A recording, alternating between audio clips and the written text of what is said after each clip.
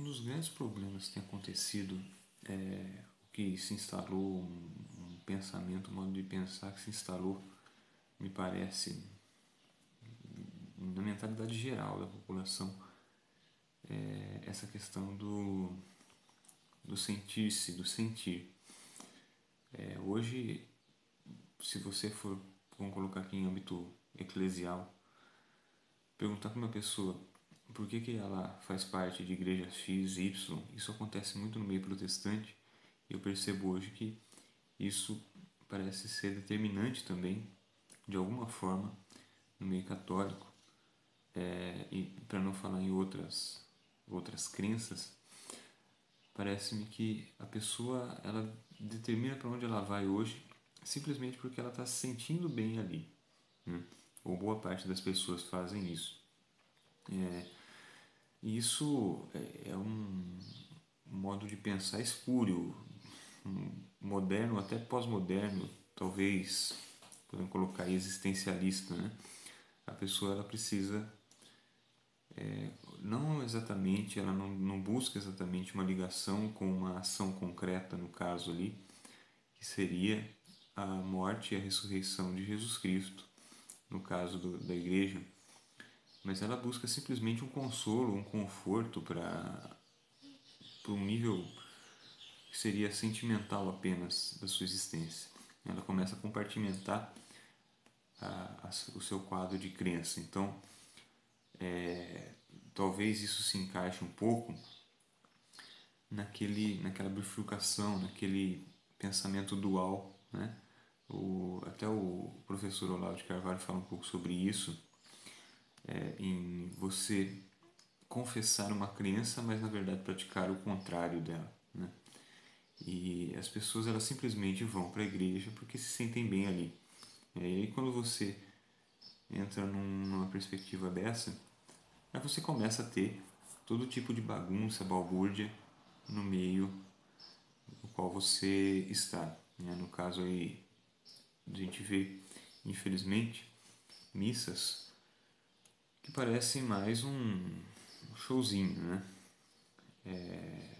A tentativa de repente de, ou não sei, aí da equipe litúrgica, enfim, de tentar agradar o povo como se efetivamente você estivesse ali para se sentir bem.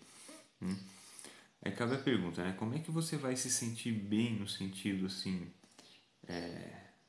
essa agradabilidade que tem que ter o local onde você está, quando ali você está para relembrar e efetivamente participar do sacrifício incruento de Cristo, né?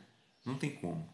Como que você vai ali não, você não está para se sentir bem. A primeira coisa que você faz na missa é confessar seus pecados. Se é que as pessoas entendam ainda o que seja o pecado, se é que as pessoas percebam a gravidade de um pecado, que é uma coisa que quase ninguém mais percebe também no mundo moderno, né? A dissolução do pensamento do pecado, daquilo que seja, do impacto que um pecado tem, não só na existência física, mas em níveis metafísicos também.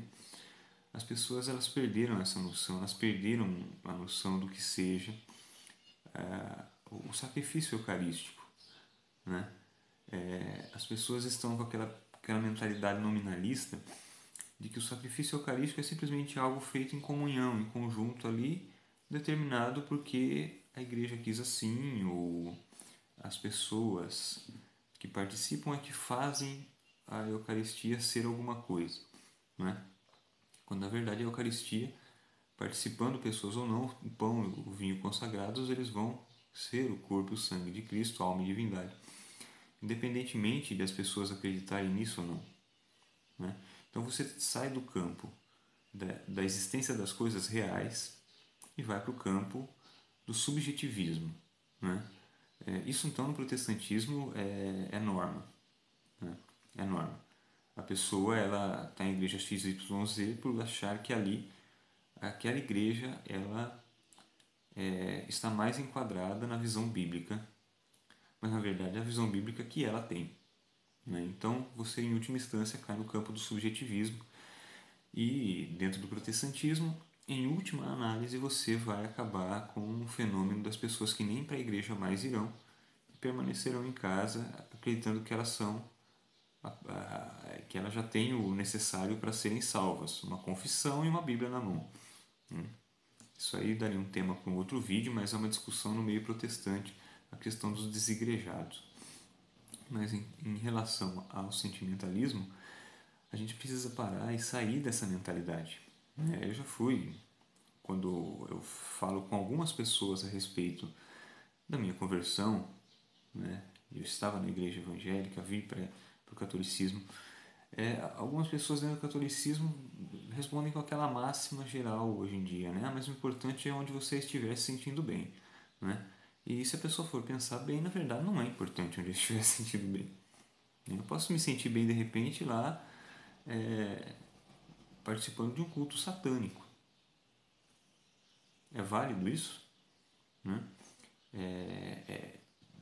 A última instância determinante da verdade é a minha cabeça? Não existe uma verdade fora de nós? Esse é o grande drama do mundo moderno.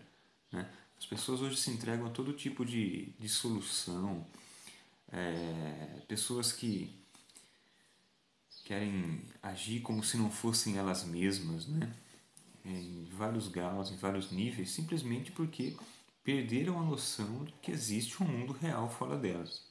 E essa noção, apesar das pessoas não agirem assim, parece que interiormente elas perderam essa diferenciação. Né? Elas sabem que existe um mundo lá fora, mas parece que não agem como se existisse. Isso acontece na igreja também. Então é por isso que é importante sair da individualidade subjetiva. Né? Quando nós vamos à igreja, eu não vou para a igreja católica. O meu processo de conversão não foi porque eu já não me sentia bem no meio evangélico e dentro da igreja católica eu me sinto bem, é tudo lindo, maravilhoso, vejo unicórnios, né? Cores de rosa e arco-íris saltitando, né? Das paredes do templo. Não é isso.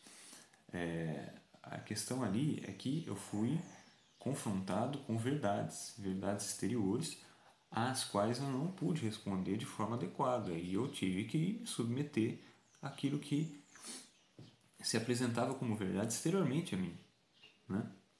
Então, se você fica nesse subjetivismo religioso, eu vou porque eu me sinto bem, meu filho, fica em casa então, né? Não vai, talvez não haja melhor lugar para você se sentir bem do que na sua casa. Você ficar aí assistindo uma TV, tomando uma cervejinha, né? Porque você não tá, a gente não vai, o sacrifício de Cristo não requer de nós que nós nos sintamos bem. A pessoa não está entendendo o que está acontecendo ali. Imagine que você estivesse vendo diante da cruz de Cristo, ele sendo crucificado ali e sacrificando-se por nós. Acho que ninguém ia se sentir bem ali, né?